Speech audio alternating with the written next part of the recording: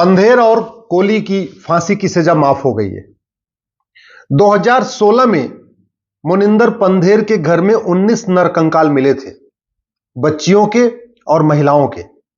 9 साल की बच्ची की भी नरकंकाल मिला था, 15 साल की बच्ची का भी नरकंकाल मिला था और 28 साल की महिला का भी नरकंकाल मिला था।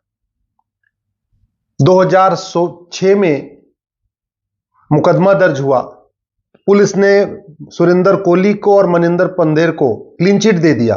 मामला हाई कोर्ट में गया। हाई कोर्ट ने सीबीआई जांच का ऑर्डर किया। सीबीआई जांच शुरू हुई। 2009 में मोनिंदर पंधेर और सुरेंद्र कोली को फांसी की सजा हुई। फिर आगे मामला बढ़ता रहा। हाई कोर्ट गया, सुप्रीम कोर्ट गया, राष्ट्रपति के यहां गया, राष्ट्रपति ने दया याचिका खारिज कर दिया। उसके बाद फिर मामला दूसरे मामले में वापस गया हाई कोर्ट, और अब हाई कोर्ट ने 17 साल की लंबी सुनवाई के बाद कह दिया कि मोनिंदर पंधेर और सुरेंद्र कोली बेकसूर है। सवाल यह है, फिर उन 19 बच्चों को, महिलाओं को मारा किसने? सुरेंद्र कोली ने बाद में खुद एडमिट किया कि वहां पे उस कोठी में रेप होता था, मर्डर होता था। सुरेंद्र कोली ने यह भी एक्सेप्ट किया था कि छोटे बच्चों को मारने के बाद, रेप करने के बाद, मारने के बाद वो उनका कलेजा, उनका दिल निकाल के उसका मांस बना के खाया उसने। इतना सब कुछ हुआ है और अब हाई कोर्ट कह रहा है कि इनके खिलाफ सबूत ही नहीं बनता है। हाई कोर्ट एक बार नार्को पॉलीग्राफ ब्रेन मैपिंग क्यों नहीं करा लिया? आखिर 19 बच्चों को न्याय कैसे मिलेगा? वो 19 मां बाप गरीब थे जिनके बच्चों का मर्डर हुआ और आज वो असहाय है। वो 19 मां बाप केवल ये कह रहे हैं अब तो भगवान जो करेंगे करेंगे। इस देश में न्याय मिल रहा है क्या? इस देश में न्याय की कोई गुंजाइश है क्या? मैं बार बार कह रहा हूं, कानून घटिया है, इसलिए पंधेर और कोली की फांसी की सजा माफ हो गई। ये दोनों नर पिचास हैं। हमारे पास नार्को पॉलीग्राफ ब्रेन मैपिंग कानून होता तो एक दिन में पूरा दूध का दूध, पानी का पानी हो गया होता।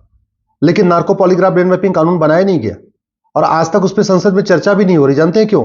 क्योंकि नार्को पॉलीग्राफ ब्रेन मैपिंग कानून बन जाएगा तो सबसे पहले नेताओं की लूट पकड़ में आएगी, नौकरशाहों की लूट पकड़ में आएगी। नार्को पॉलीग्राफ ब्रेन मैपिंग कानून बन जाएगा तब ये पता चल जाएगा कि राहुल गांधी के पास कितनी प्रॉपर्टी है, स्टालिन परिवार के पास कितनी प्रॉपर्टी है, अब्दुल्ला परिवार के पास कितनी प्रॉपर्टी है। फिर पता चल जाएगा मुलायम परिवार के पास कितनी प्रॉपर्टी है। नार्को पॉलीग्राफ ब्रेन मैपिंग कानून बन जाएगा तो ये जो आपको सफेद पोष जो दुनिया भर की अच्छी अच्छी बातें करते नजर आते हैं ना, उनसे आप नफरत करना शुरू कर देंगे।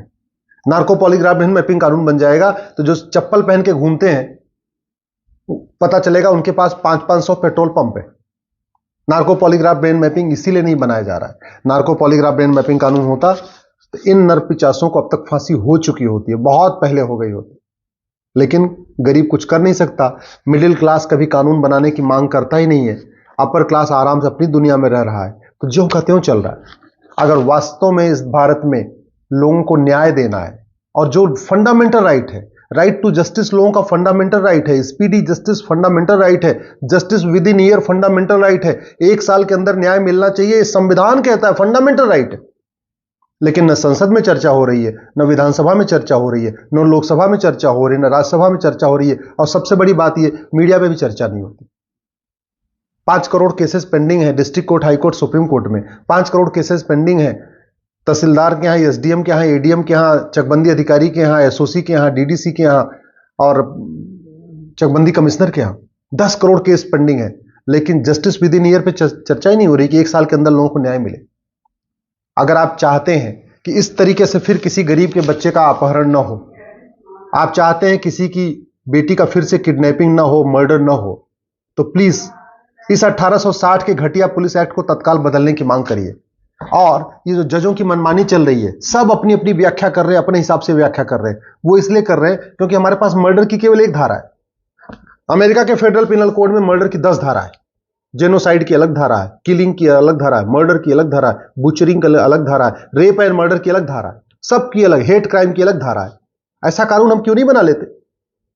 अमेरिका का आईफोन खरीद सकते हैं, अमेरिका का फेडरल पिनल कोड हम नहीं अपने यहां लागू कर सकते क्या? इस कानून में सबसे अच्छी बात यह है कि यहां 50 कानून नहीं है, एक कानून है, एक ये फेडरल पिनल कोड। घूसखोरी इसी में है, जमाखोरी भी इसी में है, मिलावटखोरी भी इसी में है, कालाबाजारी भी इसी में है, नशा तस्करी भी इसी में है, मानव तस्करी भी इसी में है, सोना तस्करी भी है, मर्डर भी इसी में है, रेप भी इसी में है, बैंक फ्रॉड भी इसी में है, साइबर फ्रॉड भी है, एक एक चैप्टर एक एक अपराध की है। 123 इसमें चैप्टर हैं, 123 अपराध इसमें क्लियरली डिफाइन है। एक एक अपराध में कैसे कैसे हो रहा है, एकदम क्रिस्टल क्लियर लैंग्वेज है। जज चाह के भी कभी अपने मन से सजा को बदल नहीं सकते। इसीलिए अमेरिका में कभी ऐसा नहीं होता कि डिस्ट्रिक्ट कोर्ट फांसी दे दे, हाई कोर्ट उसको आजीवन कारावास दे और सुप्रीम कोर्ट उसको बाइज्जत बरी कर दे। ऐसा कभी नहीं होता। ये यहां पे भारत में ही होता है।